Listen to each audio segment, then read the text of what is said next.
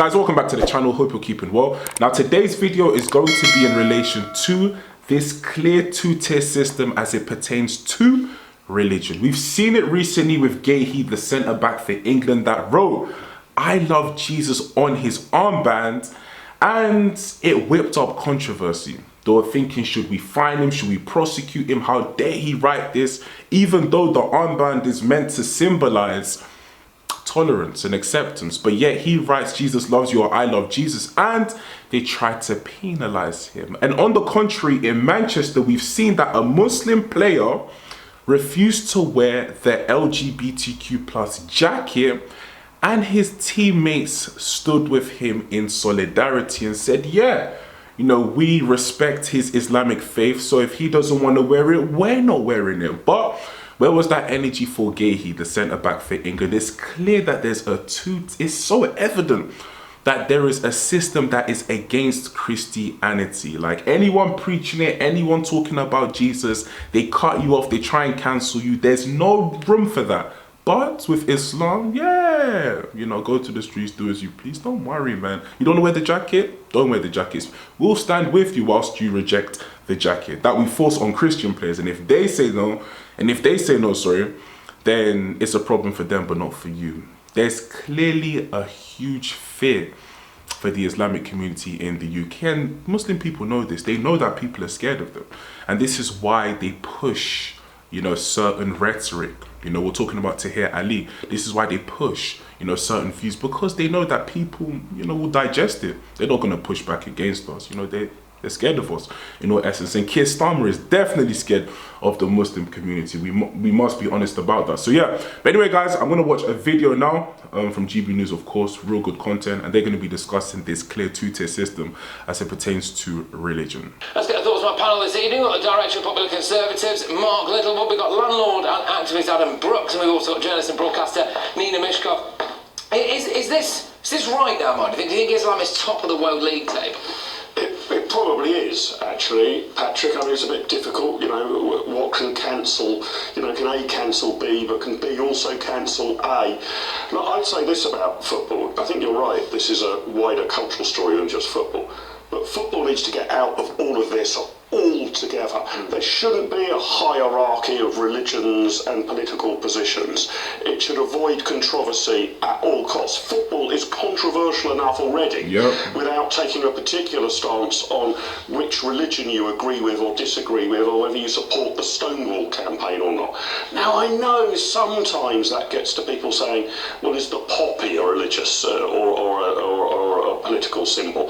I mean, I think it's okay to use symbols which are completely universal, you know, singing the national anthem, having the St George's Cross or the Union flag.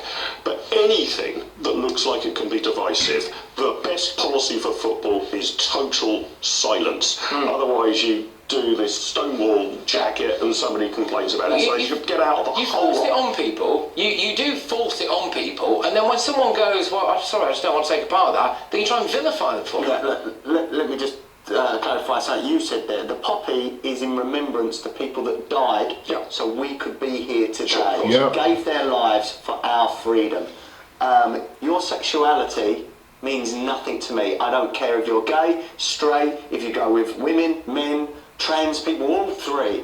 I don't care. I go to football to watch football. I don't want to see rainbow laces and rainbow armbands. That does nothing for the LGBTQ and a million letters community. If anything, the small amount of homophobes and angry people in this, it makes them worse. Look, I've got 3 kids. The statistical probability is one of my kids could end up being gay.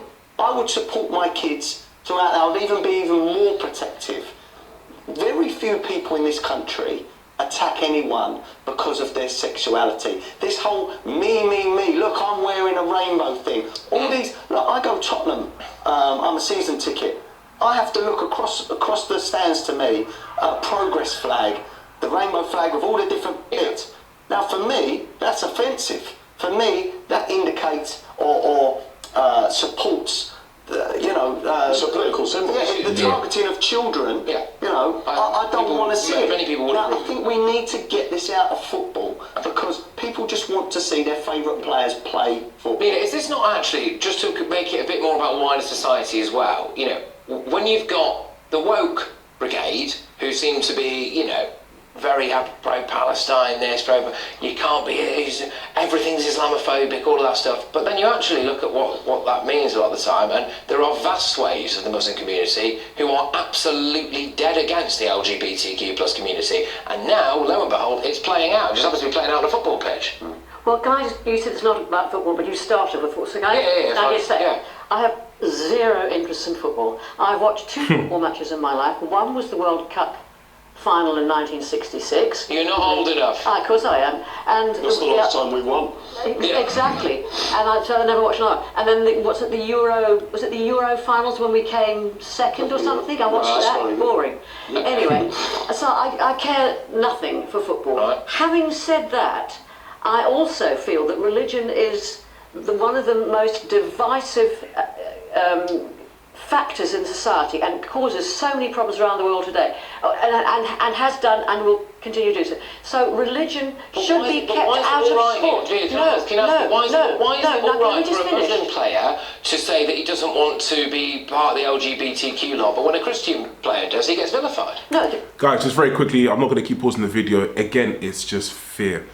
It's fear. I believe that politicians, I believe society in the UK don't know how to handle Islam. Treat them the same way you treat everyone else. But no, they get preferential treatment, and they know this. Trust me, they understand this. For to hear Ali to stand up in Parliament and say that we need blasphemy laws, and he's trying to get, take away and rip down everyone's freedom and their democracy, shows that they understand and they can sense what's going on. I've been covering it countless times on this channel. Muslims, they purchase churches in the UK. They want to purchase more churches. Why not just buy a building? Why not just convert buildings to mosques? Why not just buy some land? That's not what they're after. They're after ripping down, religious institutions in the UK, like Christianity, something that has been standing here for such a long time, ripping that down and replacing it with mosques, replacing it with Islam. In addition, I'd say that it's been the fault of the political system in the UK that don't know how to govern Islam and allow Muslims to get away with whatever kind of rhetoric, etc., any kind of movement as they please. And it's also been the fault of society because they don't know how to gauge that kind of conversation. And if someone says, are you saying something about Islam? Then everyone's, whoa, no, not me. And, they wouldn't say that to a Christian. They'll happily slap the Bible out of his hand. They'll happily tell him to carry on moving. But with Muslim and Islam, people take a step back. So, yeah. The Christian player did not get vilified. He was not. No, he did not. He was not officially criticised. I read it. It wasn't criticised at all. No, well, never mind. He wasn't criticised. The thing is, I read up about it today. I said I care nothing. The FA has a strict rule: no religious insignia at all, none whatsoever. And so when he said, "I love Jesus" or "Jesus loves you," that is signifying. That is actually making a religious statement. Now that goes against the FA rules. So he's not been criticised, but it was pointed out to him that he was in contravention of the rules. The problem here is, I think you can take the rainbow armband as a political symbol. Yes. So I rather support the FA's view of no politics, no religion. There are probably some exceptions in the margin. Catholic players sometimes cross themselves as they walk onto the pitch. I don't think you should get a yellow card for that. Can you imagine? But in terms of big claims about God or politics, get rid of all of them. That means no, I love Jesus. It means no, I love Allah. And it means no, I love LGBT+. But can you imagine? No. You can go after someone like Mark Gay, who's the son of a Christian minister, I think he is. He's obviously got what you might class as, I imagine, relatively fundamentalist traditional Christian views, okay, in a Christian country. So it's all right to sing about. Whereas if you if you see one of these one of the Muslim players that's doing it, apparently all the players will just show solidarity with you, and you pick Manchester United, who I am a fan of, by the way. The players there picked showing solidarity with him over showing solidarity with Rainbow Laces. Online, I criticise the Church of England a hell of a lot. I criticise Justin Welby. I go in on the Church of England for facilitating the abuse of children over the last few years. But I'm never called Christianophobic. I'm never attacked online for attacking the Church of England. But if I dare criticise Sadiq Khan or a Muslim figure or something within that religion that I think maybe I don't agree with, politically, honestly, it's got nothing to do with Islam. I am called Islamophobic, and it's normally by woke, middle-class, white lefties on Twitter.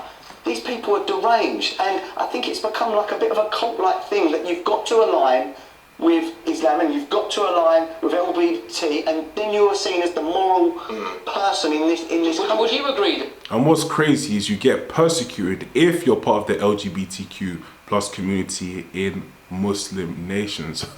A lot of these far left wokies, you know, if they were to go to Muslim nations and, you know, they were to profess their love there of the same sex, then they'd get, oh my days, I don't even think they even read up on these things. I don't believe they educate themselves on these things, because they'd get the most harshest punishment,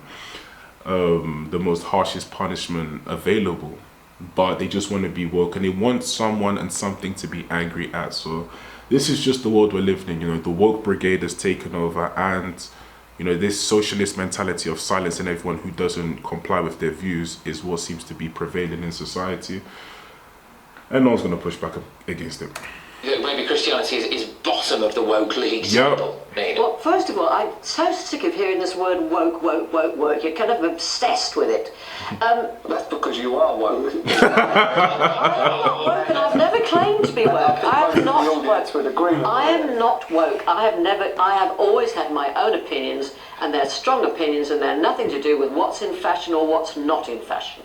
I've always been absolutely down the line with that. And I forgot, what was your question? Do you think Christianity is at the bottom of the well, I don't know what to call it now, league table?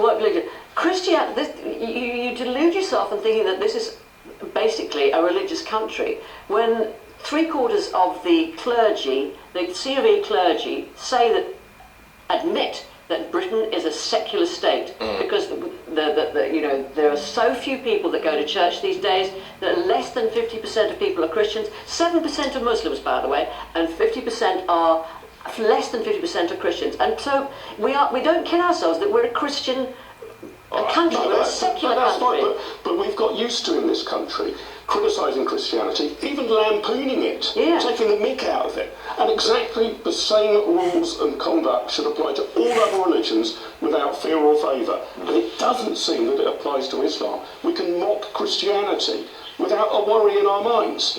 But mocking Islam, that seems to be there's no question. Altogether. There's not been a single question asked, as far as I can tell. I might have missed it. Okay, but there's not been a single question asked from real prominent media figures or chattering classes or wide societies about, well, hang on a minute, what does this latest Rainbow Laces issue maybe hint at?